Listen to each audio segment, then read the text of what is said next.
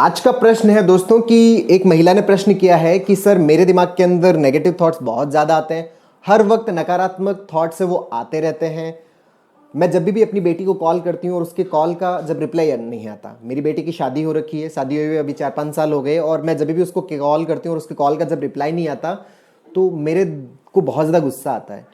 मेरा मन करता है कि मैं उसे गालियाँ निकालूं, मैं उसे तोड़ूं, मैं उसे फोड़ूं, मैं उसके हाथ पांव तोड़ दूं या फिर मैं उसे मार दूं। इस तरह के विचार आने लग जाते हैं मेरे दिमाग में और मुझे बहुत ज़्यादा गुस्सा आता है उसके ऊपर। मुझे नहीं पता मैं क्या करूं इस चीज़ से बाहर निकलने के लिए। वो मेरी बिल्कुल भी केयर नहीं कर रही, वो मेरा ध्यान नहीं रख रही, वो मुझे इग्नोर कर रही है। मैं इस चीज़ से बाहर नहीं आ पा रही, मैं इस दलदल के अंदर फंसी हुई हूँ। आप मेरी हेल्प कीजिए। मैं सीबीटी के माध्यम से इस चीज़ की कैसे प्रैक्टिस कर सकती हूँ, कैसे इसका अभ्यास कर सकती हूँ, इसके बारे में आप मुझे गाइड करें, मुझे बताएं।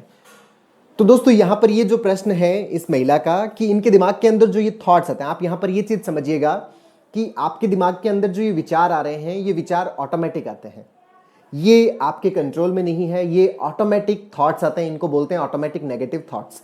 ये थॉट्स ऑटोमेटिक क्यों हैं? क्योंकि इनसे रिगार्डिंग जो हमारे ब्रेन के अंदर न्यूरोनल पैटर्न्स है वो पैटर्न बन चुके हैं। जब हमारे दिमाग में न्यूरोनल पैटर्न्स बन जाते हैं तो उसके रिगार्डिंग हमारे दिमाग के अंदर थॉट्स आने लग जाते हैं। जैसा पैटर्न बना हुआ होता है वैसा थॉट आता है। अगर पैटर्न पॉजिटिव बना हुआ है तो पॉजिटिव थॉट्स आएंगे, और अगर पैटर्न नेगेटिव बना हुआ है तो नेगेटिव थॉट्स आएंगे। ये पैटर्न कैसे बनता है? ये पैटर्न बनता है हमारे पास्ट एक्सपीरियंस से। जैसा हमारा एक्सपीरियंस रहता है उस एक्सपीरियंस के अकॉर्डिंग उसकी इंफॉर्मेशन हमारे ब्रेन में स्टोर होती रहती है इन पैटर्न्स के फॉर्म में। अब अगर किसी का पॉजिटिव पैटर्न है तो पॉजिटिव थॉट, नेगेटिव पैटर्न है तो नेगेटिव थॉट। अब आपके दिमाग में जो नेगेटिव थॉट्स आ रहे हैं, अगर हम चाहते हैं कि नेगेटिव थॉट्स पॉजिटिव में कन्वर्ट हो तो हमें हमारे पैटर्न्स को बदलना पड़ेगा। जो नेगेटिव पैटर्न्स है उन नेगेटिव पैटर्न से हमें पॉजिटिव पैटर्न्स की दिशा में जाना पड़ेगा। अब ये जो नेगेटिव से पॉजिटिव पैटर्न कैसे बनता है, उसके लिए हमारे ब्रेन की ही पावर होती है जिसको न्यूरोप्लास्टिसिटी बोलते हैं। न्यूरोप्लास्टिसिटी ब्रेन की इटसेल्फ एक पावर है जिसकी माध्यम से, जिसके हेल्प से हम हमारे ब्रेन का जो न्यूरोनल पैटर्न है उसकी रीवायरिंग कर सकते हैं, उसके पैटर्न को रीसेट कर सकते हैं। अब न्यूरोप्लास्टिसिटी को स्टार्ट करने के लिए हमें एक थेरेपी की जरूरत पड़ती है जिसको बोलते हैं कॉग्निटिव बिहेवियरल थेरेपी, सीबीटी। अब आपकी जो प्रॉब्लम है, हम सीबीटी के माध्यम से कैसे प्रैक्टिस करें जिससे हमारे ब्रेन की जो न्यूरोप्लास्टिसिटी वो स्टार्ट हो और न्यूरोप्लास्टिसिटी से हमारा जो नेगेटिव पैटर्न है वो पॉजिटिव पैटर्न में कन्वर्ट हो जाए। और जैसे ही पॉजिटिव पैटर्न में कन्वर्ट होगा हमारे दिमाग के अंदर पॉजिटिव थॉट्स आने लग जाएंगे, और जब पॉजिटिव थॉट्स आएंगे तो हम उनसे फ्री रहेंगे, हमें कोई प्रॉब्लम नहीं होगी।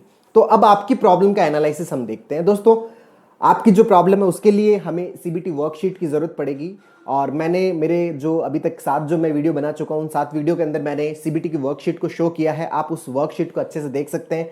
यहाँ पर भी मैंने पीछे सीबीटी की वर्कशीट शो की है जिसको आप अच्छे से देख सकते हैं। दरअसल इस वर्कशीट के अंदर 5 कॉलम्स होते हैं। वो कॉलम कौन से हैं? ए, बी, सी, डी और ई। जहां पर ए कॉलम है उसका मतलब होता है एक्टिवेटिंग इवेंट, बी का मतलब है बिलीफ, सी का मतलब है कॉन्सिक्वेंस, डी का मतलब है डिस्प्यूट और ई का मतलब है इफेक्ट। जो सी है कॉन्सिक्वेंसेज, हमारे अंदर 4 टाइप के कॉन्सिक्वेंसेज होते हैं। मतलब जो एक्टिवेटिंग इवेंट है, जो थॉट हमारे दिमाग में आता है वो किसी न किसी घटना से स्टिमुलेट होता है, उस घटना को हम एक्टिवेटिंग इवेंट बोलते हैं। और उस इवेंट के बाद जो थॉट आता है उसको बिलीफ बोलते हैं, और उसके बाद जो कॉन्सिक्वेंसेज हमारे शरीर और मन के ऊपर जो उसका प्रभाव पड़ता है उसको कॉन्सिक्वेंस बोलते हैं। ये इमोशनल कॉन्सिक्वेंसेज हो सकते हैं, ये साइकोलॉजिकल कॉन्सिक्वेंसेज हो सकते हैं, ये फिजिकल हो सकते हैं, और ये बिहेवियरल कॉन्सिक्वेंसेज हो सकते हैं। और इसके बाद हमें करना है डिस्प्यूट। डिस्प्यूट का मतलब क्या है? जो डिस्फंक्शनल थॉट है, जो डिस्फंक्शनल थॉट है उस डिस्फंक्शनल थॉट को करेक्ट करके उसकी जगह मोर रियलिस्टिक और लॉजिकल थॉट को ऐड करना, इस प्रोसेस को बोलते हैं डिस्प्यूट। और उसका जो लॉजिकल और मोर रियलिस्टिक थॉट जब ऐड हो गया उसका हमारे मन और शरीर पर क्या प्रभाव पड़ता है उसको बोलते हैं इफेक्ट। अब आपका जो प्रश्न है उसके ऊपर आते हैं। आपका प्रश्न ये कि जब आप अपनी बेटी को कॉल करते हो, कॉल करने के दरमियान हमारा एक्सपेक्टेड इवेंट ये रहता है कि उसका कॉल या तो वो कॉल उठाए या वो कॉल का रिप्लाई करे। लेकिन जब वो कॉल का रिप्लाई नहीं कर पाती, वो कॉल उठाती नहीं है, तो वो हमारे लिए एक अनएक्सपेक्टेड इवेंट हो जाता है। अनएक्सपेक्टेड इवेंट जो होता है वो हमारे लिए एक नेगेटिव इवेंट है। और जब भी ये अनएक्सपेक्टेड इवेंट होता है, मतलब आपने उसको कॉल किया और उसके कॉल का रिप्लाई नहीं आया, तो फिर ये एक एक्टिवेटिंग इवेंट बन गया। और इस इवेंट के बाद हमारे दिमाग के अंदर विचारों की एक श्रृंखला शुरू हो जाती है। विचारों की श्रृंखला क्या शुरू होती है कि उसने मुझे कॉल नहीं किया, वो मेरा ध्यान नहीं रख रही, वो बहुत ज़्यादा लापरवाह है, वो बिल्कुल भी मेरी केयर नहीं रख रही, मैंने तो उसको इतना बड़ा किया, इसको इतना लाड प्यार किया, इतने लाड प्यार से उसकी मैंने सारी ख्वाहिशें पूरी की, और मैंने इसको इतना बड़ा किया, उसकी इतनी अच्छी शादी की, और अब वो मेरा बिल्कुल भी ध्यान नहीं रख रही, मेरा बिल्कुल भी केयर नहीं कर रही, मेरा ख्याल नहीं रखती, और मुझे कॉल भी नहीं कर रही वापस, तो मुझे बहुत ज़्यादा इग्नोर कर रही है। तो जैसे ये थॉट आता है तो इसके बाद जो इसका कॉन्सिक्वेंस होता है, हमारे शरीर के ऊपर और हमारे मन के ऊपर जो इसका कॉन्सिक्वेंसेस होता है, सबसे पहला इमोशनल कॉन्सिक्वेंस आता है। इमोशनल कॉन्सिक्वेंसेस क्या होता है? बहुत ज़्यादा गुस्सा आता है। जब उसका कॉल वापस रिप्लाई नहीं आता तो मुझे बहुत ज़्यादा गुस्सा आता है, एंगर आता है आपको, और इस गुस्से के कारण मन के अंदर प्रतिशोध लेने की भावना पैदा होती है। और उस प्रतिशोध के फलस्वरूप, प्रतिशोध हम कैसे लेंगे कि भाई मैं उसका कुछ नुकसान कर दूं, मैं उसके हाथ पांव तोड़ दूं, मैं उसे मार दूं, या उसका किसी भी तरह से मैं उसको डिफेम कर दूं। इस तरह की जो दिमाग के अंदर जो चीज़ें चलती है वो है इसका जो हमारे ब्रेन के अंदर जो प्रतिशोध के कारण जो थॉट्स आते हैं। तो ये हमारी साइकोलॉजिकल कॉन्सिक्वेंस बन जाता है, ये ओवर थिंकिंग का पार्ट बन जाता है। हर वक्त वही थॉट्स हमारे दिमाग के अंदर चलने लग जाते हैं और इस चीज़ की वजह से बहुत बार गिल्ट भी फील होता है। तो ये भी हमारा इमोशनल कॉन्सिक्वेंस है। मतलब एंगर, एंगर के बाद प्रतिशोध, प्रतिशोध के बाद जो साइकोलॉजिकल कॉन्सिक्वेंसेज हो रहे हैं, थॉट प्रोसेस चल रहा है, इसको ओवर थिंकिंग बोल रहे हैं। और इस ओवर थिंकिंग के बाद जो थॉट्स आते हैं बेटी को नुकसान पहुंचाने के, उसके बाद गिल्ट का फील होना। तो ये एक चक्र बना हुआ है। इसके बाद जो इसके फिजिकल कॉन्सिक्वेंसेज हो रहे हैं, फिजिकल कॉन्सिक्वेंसेज क्या है कि कुछ लोगों के जैसे पेट के अंदर दर्द होने लग जाता है, गैस बनने लग जाती है, डकारें आने लग जाती है, छाती के अंदर दर्द होने लग जाता है, सांस के अंदर दिक्कत होने लग जाती है, सांस खींच खींच के लेने लग जाते हैं, हृदय की जो धड़कन है वो तेज हो जाती है, धड़कन सुनाई देने लग जाती है, सिर दर्द होने लग जाता है, आंखों के आगे चक्कर आने लग जाता है, अंधेरा सा आने लग जाता है। तो ये इसके फिजिकल कॉन्सिक्वेंसेज है। कुछ लोगों की स्लीप डिस्टर्ब हो जाती है, नींद डिस्टर्ब हो जाती है। और इसके बाद जो बिहेवियरल कॉन्सिक्वेंस क्या होता है कि हम किसी से बात नहीं करते, अपने आप को अलग कर लेते हैं, किसी भी चीज़ के अंदर हमारा कोई इंटरेस्ट नहीं रहता, कुछ भी काम करने का मन नहीं करता। ये है इसके बिहेवियरल कॉन्सिक्वेंसेस। तो यहां पर हमने ए, बी और सी, हमारी जो वर्कशीट है सीबीटी की, उसके अंदर तीनों कॉलम फिलअप कर दिए। अब आते हैं अपन डी के ऊपर, डिस्प्यूट के ऊपर।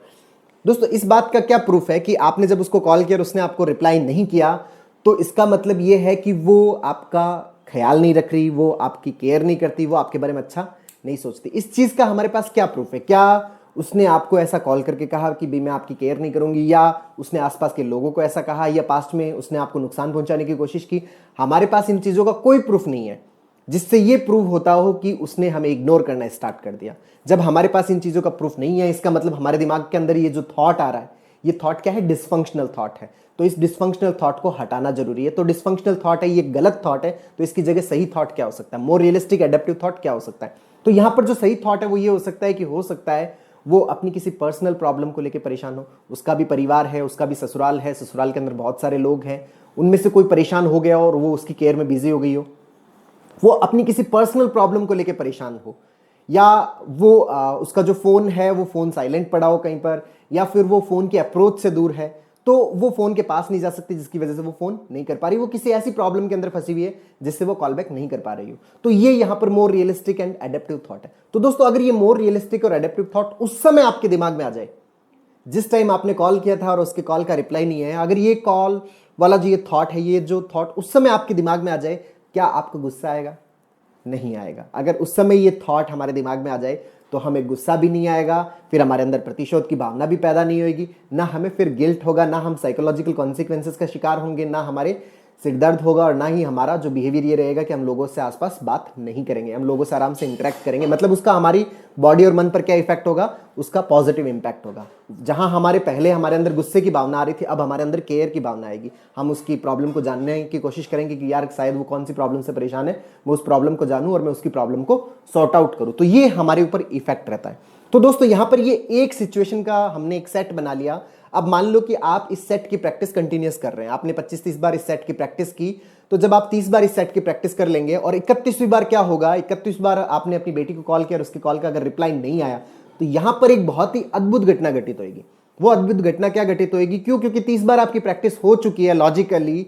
तो यहां पर जो 31वें बार आपके दिमाग में जो थॉट आएगा उसका कॉल नहीं आने पर कि भाई वो अपनी किसी पर्सनल प्रॉब्लम को लेकर परेशान है, और जब ये थॉट आएगा तो आपको गुस्सा नहीं आएगा, मेंटली फ्री रहेंगे, आपको किसी भी प्रकार का कोई फिजिकल कॉन्सिक्वेंस नहीं होगा, किसी भी प्रकार की ओवर थिंकिंग नहीं होगी, और आपके बिहेवियर भी एकदम बढ़िया रहेगा। तो दोस्तों ये प्रैक्टिस करना बहुत जरूरी है। आपके डे टू डे लाइफ के अंदर सुबह से लेकर शाम तक जितने भी इवेंट्स होते हैं, ये इवेंट्स दरअसल क्या है? एक्टिवेटिंग इवेंट्स है।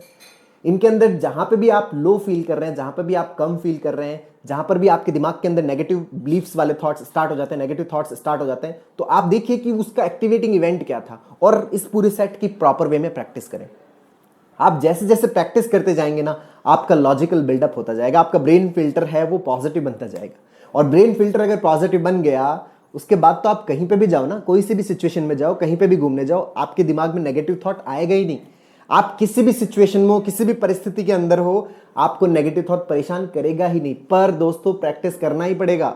जितनी ज़्यादा आप प्रैक्टिस करेंगे उतनी ज़्यादा परफेक्ट होते जाएंगे।